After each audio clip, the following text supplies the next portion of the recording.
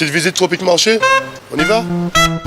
Alors on a le rayon jus, avec les sirops, tout ce qui suit. On a des ignames blanc, igname France, igname jaune, avocat, patates douces, des cives, persil, bananes, christophine, riz, haricots, la pâtisserie, le poisson, le lambi, attention, et les boudins, les acras. On va prendre un peu des épices, boudin, sauce chien, graines à roussir, colombo, pâte à colombo, sauce colombo et tous nos fameux piments aussi, des vrais piments. Pitié. Chez Tropique Marché, on vous attend, on vous accueille, on est ouvert. Tout est là chez Tropique Marché. C'est bien des autres, venez qu'à Tropique Marché. On vous attend. Martinique Actualité. Et pour commencer, un homme de 36 ans avait mis en vente sur Facebook un collier en or d'une valeur d'à peu près 4 500 €. Il avait pris rendez-vous au centre-ville avec un acheteur au début du mois de janvier, mais ce dernier était en réalité un voleur qui, sous la menace d'un revolver, lui a volé le collier.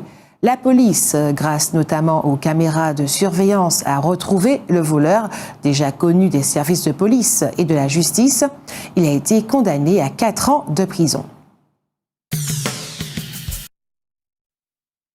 Le président de la collectivité territoriale de Martinique, Lucien Salibert, et le président du conseil exécutif de la collectivité territoriale de Martinique, Serge Letchimy, ont rencontré hier, dès sa descente d'avion, Gérard Larcher, le président du Sénat.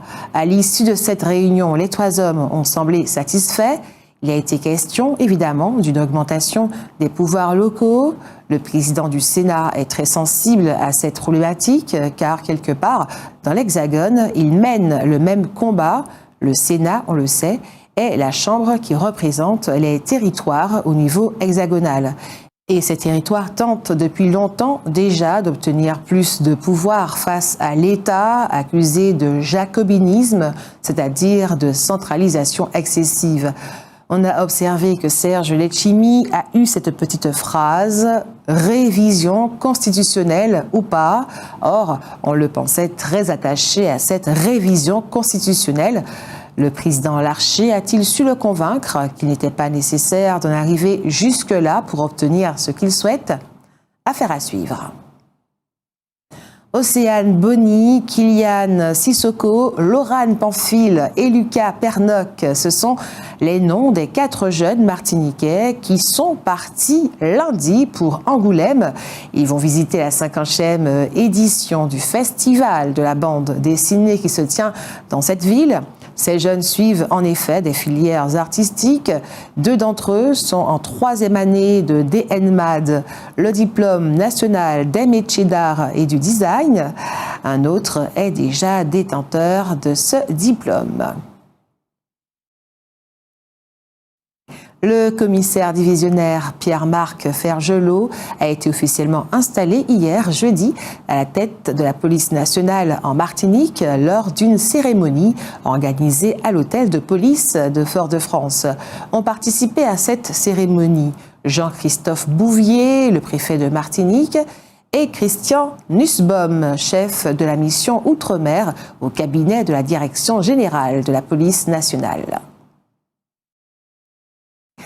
Il n'est pas rare que le Rotary Club, comme d'autres clubs services, offre du petit matériel au centre hospitalier universitaire de Martinique, le CHUM.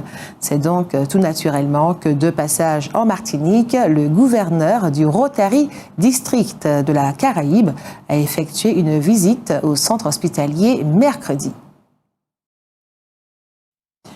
Les autorités communiquent beaucoup sur la saisie de 320 kilos d'herbes de cannabis au large des Grenadines par la frégate de la Marine nationale française, le Ventose, mais curieusement, aucune indication n'est donnée quant à la nationalité des trafiquants qui transportaient cette drogue. Les salariés d'Albioma ont décidé de poursuivre leur mouvement de grève qui a commencé en janvier pour protester contre le licenciement d'un de leurs collègues. Un collègue licencié parce qu'il a refusé dans un premier temps de faire un remplacement. Dans un premier temps car, selon les salariés, leur collègue a finalement fait le remplacement comme le lui demandait sa direction.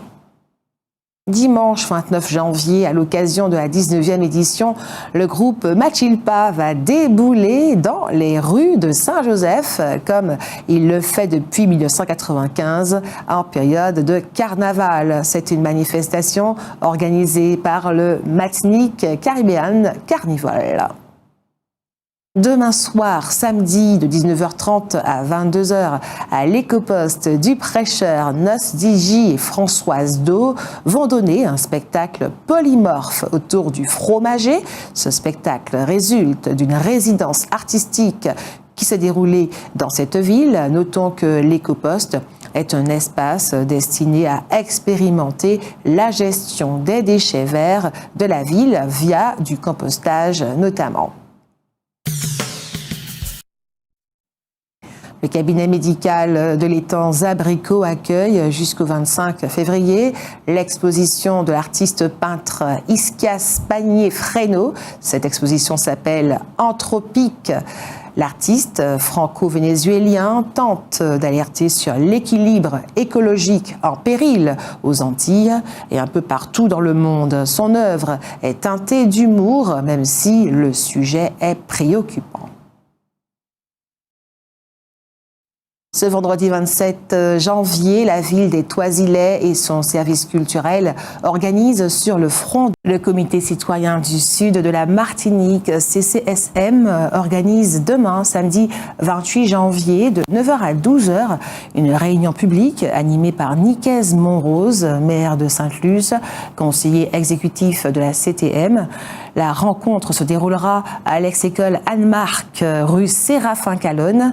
Ce moment d'échange portera sur le thème de la reconquête agricole.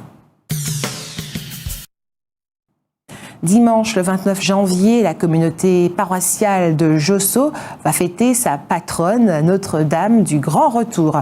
L'église accueillera les pèlerins dès 8h30 pour le chapelet, suivi des laudes. La messe, célébrée à 10h, sera suivie d'un mini-marché avec vente de gâteaux, de plats à emporter, poulet grillé, poissons, riz, légumes pays, lentilles, etc. Dans l'après-midi, à partir de 14h, un temps d'évangélisation autour du thème « Marie a choisi la meilleure part » sera animé par Sylviane Rodzen et le groupe de louanges « Jésus, source de vie ». Ce dimanche, c'est la fête patronale du Morne des Esses. Cet important quartier de Sainte-Marie et sera présidé par Octavie, une ancienne cuisinière âgée de 75 ans. Outremernews.fr, le site de l'actualité Outre-mer, 24 heures sur 24 et 7 jours sur 7. Retrouvez la chaîne Outremer News sur YouTube.